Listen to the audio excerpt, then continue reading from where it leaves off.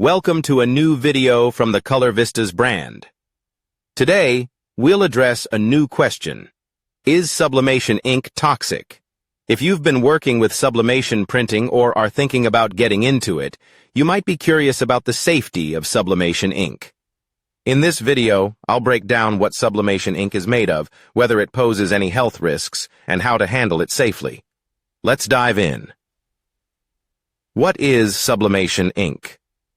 Sublimation ink is a special type of dye-based ink used specifically for sublimation printing.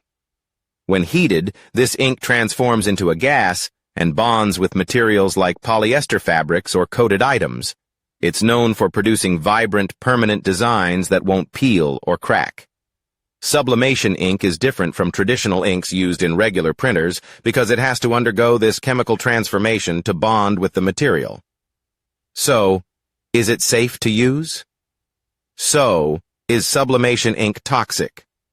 The short answer is no.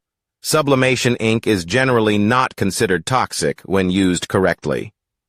Most sublimation inks are water-based and free from harmful chemicals, making them safe for everyday use, including in household environments and professional printing shops. However, it's important to handle the ink properly to avoid any potential risks. Here's what you need to know. Key components of sublimation. Ink water-based formula.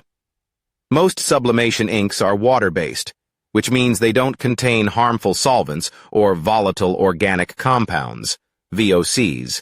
This makes them safer to use and reduces the risk of inhaling dangerous fumes. Color pigments. The pigments in sublimation ink are designed to turn into gas when exposed to high heat. While these pigments are generally safe, they can cause irritation if they come into direct contact with your skin or eyes. Glycol ethers. Some sublimation inks contain glycol ethers, which are common in many types of ink and paint. While these chemicals are not highly toxic, it's still a good idea to avoid prolonged exposure. Safe handling of sublimation ink. Even though sublimation ink isn't highly toxic, it's still important to handle it safely to minimize any risks. Here are some safety tips to follow. Use in a well-ventilated area. When you're using a heat press to sublimate designs, the ink turns into gas. Make sure you're working in a well-ventilated area to avoid inhaling any fumes, even if they aren't dangerous. Avoid direct contact. Try to avoid getting sublimation ink on your skin and always wash your hands thoroughly after handling it. If ink gets on your skin, wash the area with soap and water. Wear protective gear.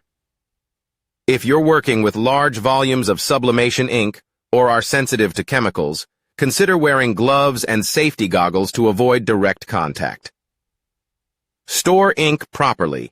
Always store sublimation ink in a cool, dry place, away from direct sunlight or extreme temperatures. Keeping the ink sealed properly prevents spills and leaks. Question: can sublimation ink be harmful? If inhaled. During the sublimation process, the ink turns into gas, which may raise concerns about inhaling fumes.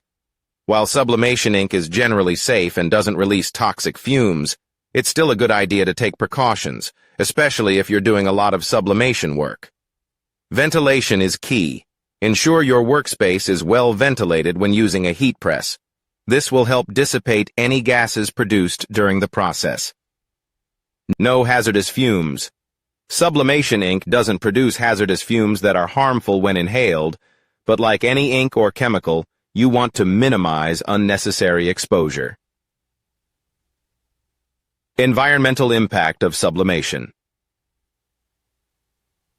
Ink. When it comes to environmental impact, sublimation ink is generally considered eco-friendly compared to other printing methods. Here's why. Water-based formula. Because sublimation ink is water-based, it's less harmful to the environment than solvent-based inks that release harmful VOCs into the air. No waste. Sublimation printing doesn't produce waste ink like traditional printing methods because all the ink transfers onto the material. This makes it a more sustainable option for printing. Durable prints. Since sublimation prints don't fade, crack, or peel, the products last longer, reducing the need for frequent replacements and minimizing waste. Now let's look into sublimation ink versus other types of ink. When comparing sublimation ink to other types of ink, such as solvent-based or UV inks, sublimation ink is a safer choice. Many solvent-based inks contain VOCs, which can cause respiratory issues when inhaled over time. Similarly, UV inks require special curing processes that can emit harmful byproducts. Non-toxic.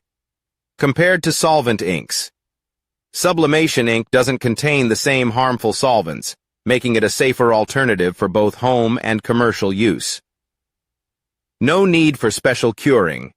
Unlike UV inks that require special curing equipment, sublimation ink bonds to materials simply through heat, without releasing hazardous chemicals. What about the safe disposal of sublimation ink? If you need to dispose of sublimation ink, it's important to do so in an environmentally friendly way. Here's how. Follow local guidelines. Check your local disposal guidelines for handling ink waste. While sublimation ink is not considered hazardous, it's still best to follow proper disposal procedures.